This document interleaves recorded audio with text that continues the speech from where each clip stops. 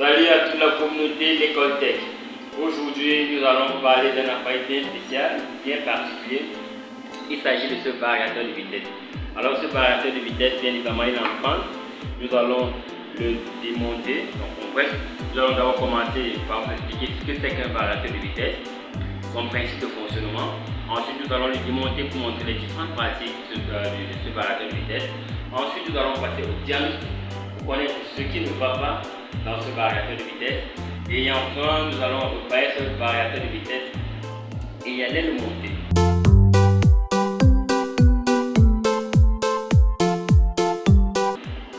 Alors, ce variateur de vitesse fonctionnait normalement jusqu'à ce que le système de transmission du moteur, donc vis sans fin, rodenté, tombe en panne.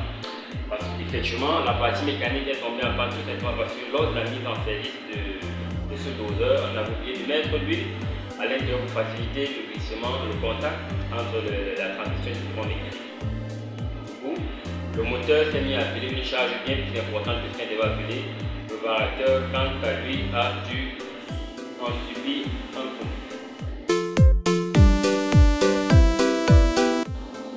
Un variateur de vitesse est un appareil électronique de commande. Il permet de se varier la vitesse des moteurs asynchrone. Et ce que nous avons entre nos mains est un variateur de vitesse qui prend du monophasé et ensuite du produit du triphasé. Et pour faire varier la vitesse des moteurs asynchrones, il joue sur la fréquence.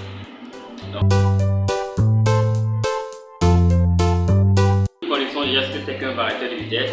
Nous allons nous intéresser en particulier sur ce modèle que nous avons entre les mains.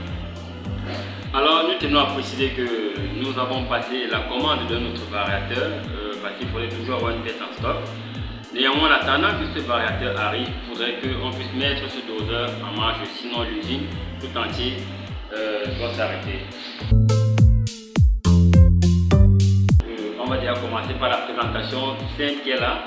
Vous avez ici devant vous ce variateur de vitesse. Ici, nous avons un panel en fait, avec un clavier et bien évidemment un potentiomètre qui nous permet de varier la vitesse du moteur.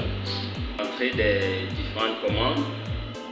Nous avons des lettres de moins. Donc celle-ci elle s'allume lorsqu'il y a un défaut, elle doit afficher le rouge. Et celle-ci-là elle affiche le vert lorsque elle fonctionne normalement.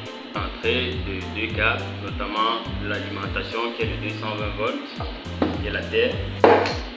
Et nous avons ce monsieur qui est un interrupteur magnétique, ou encore appelé magnet switch. Donc lorsque vous le rapprochez d'un objet ferromagnétique, il ferme son contact. Lui, son rôle sera de compter le nombre de tours que va effectuer la roue de transmission du mouvement. Alors ici à l'arrière, nous pouvons constater que ça ne peut être que ce que je dirais un radiateur, donc qui permettra de dissiper la chaleur produite par les composants électroniques qui sont à l'intérieur de ce variateur. Donc, nous allons passer maintenant à l'ouverture, ceci afin d'expliquer, ceci afin d'avoir accès aux différents composants électroniques qui sont à l'intérieur. Donc, vous munissez de la clé adéquate.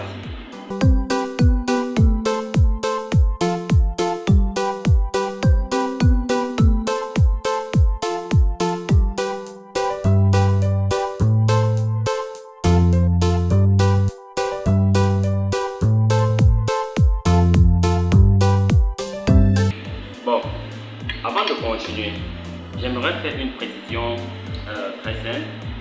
Vu qu'on aura accès à des composants électroniques, il sera préférable pour vous. Donc vous portez un bracelet antistatique. Si vous n'avez pas, vous pouvez faire simplement comme moi. Vous allez toucher la masse de l'installation électrique de la maison. Donc raccordez-vous à un potentiel zéro. Ceci afin d'éliminer toute charge électrostatique que vous pouvez générer et endommager le microcontrôleur.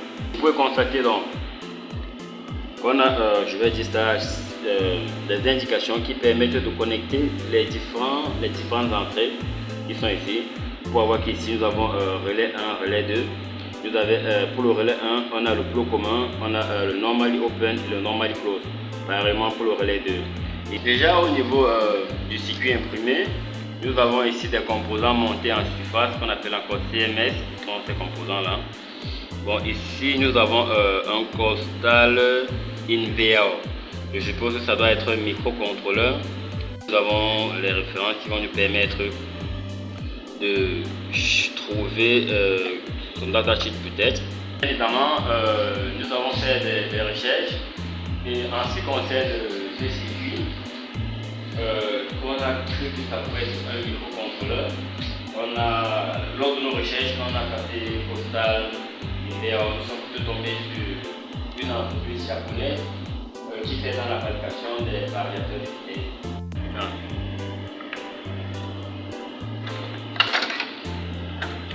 Et là, nous avons des condensateurs de 400 volts 220 microfarad. Alors, 4 condensateurs qui, de prime abord, avec l'analyse visuelle, apparemment pas de soucis. Ici, on se retrouve encore avec un autre circuit intégré Costal In. Alors, ici à ce niveau, comme vous pouvez le constater, nous avons 3 tensions à la sortie U, V, W. Et ici, on a X11. Donc, c'est sûrement là que doit être relié le relais PTC qui permet de protéger le moteur en cas de surchauffe.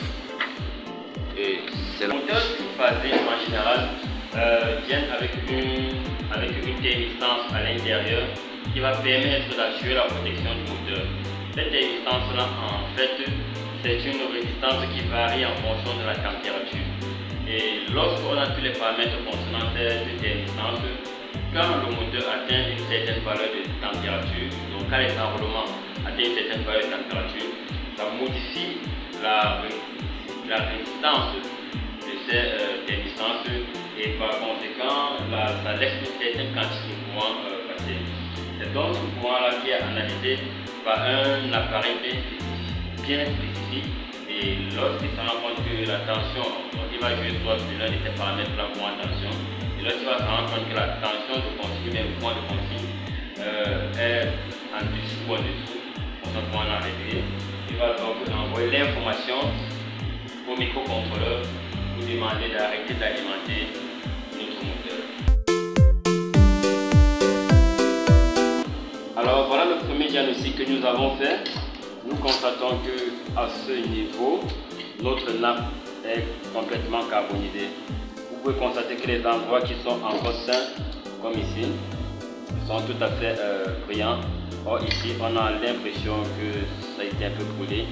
Donc on a ce point foncé. Pour repérer, on sera obligé de déconnecter, de décoller cette plaque et avoir accès au circuit imprimé de la commande.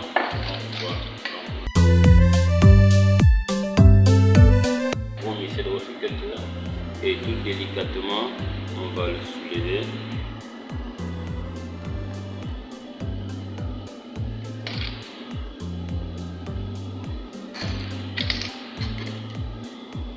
Ce sont les contacts des boutons pour soi. Donc on va donc se repérer avec notre nappe à ce niveau et on va aller sur la carte. Donc ça c'est la première étape. Bon, vu que nous avons déjà repéré nos différents boutons pour soi, nous avons raccordé ces différents boutons pour soi, nous allons ensuite remonter et lancer les tests. Surtout pensez à reconnecter toutes les nappes dans notre fermeture. N'oubliez aucune nappe.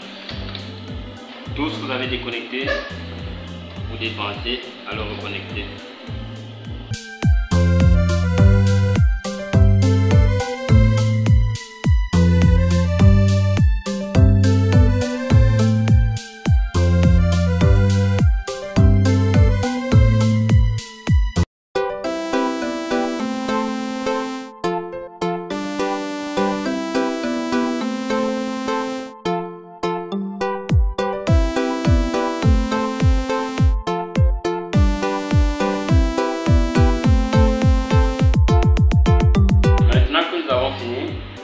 Ce que nous avons allons prendre le matériel nécessaire, le multimètre, verre des gants,